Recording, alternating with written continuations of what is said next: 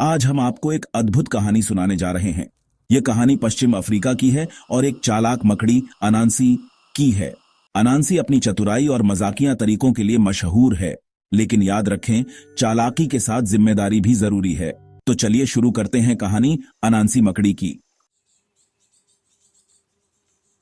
अनांसी एक मकड़ी है, लेकिन साधारण मकड़ी नहीं। वह बहुत चालाक है और अक्सर दूसरों को अपनी चालों में फंसाकर अपना काम निकलवा लेता है। एक दिन अनांसी को बहुत भूख लगी थी। उसने सोचा, क्यों ना किसी से खाना मांग लिया जाए। लेकिन अनांसी अकेले खाना नहीं चाहता था। वह हर चीज में मजा ढूंढता था। एक दिन अनांसी को कछुआ के साथ खाने का मौका मिला। कछुआ ने अनांसी को खाने के लिए बुलाया। जैसे ही अनांसी खाने की मेज पर बैठा, कछुए ने कहा, अनांसी, तुम्हारे हाथ गंदे हैं, इन्हें धो लो। अनांसी नदी पर गया, लेकिन जब तक वह लौटा, कछुआ ने सारा खाना खा लिया। अनांसी नाराज हो गया, लेकिन उसने बदला लेने की ठानी। अगले दिन अनांसी ने कछुआ को अपने घर खाने पर बुलाया, लेकिन उसने सारा खाना छत पर बांध दिया और कहा, कछुए भाई, अगर खाना खाना है तो छत पर आओ। कछुआ भारी था और छत पर नहीं चढ़ पाया। अनांसी ने सब खाना अकेले खा लिया।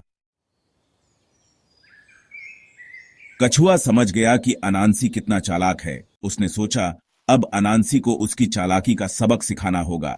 कुछ दिनों बाद कछुआ ने अनांसी को नदी में बुलाया। कछुआ ने अनांसी से कहा, अगर तुम इस पत्थर पर बैठोगे तो तुम्हें एक रहस्यमयी खजाना मिलेगा।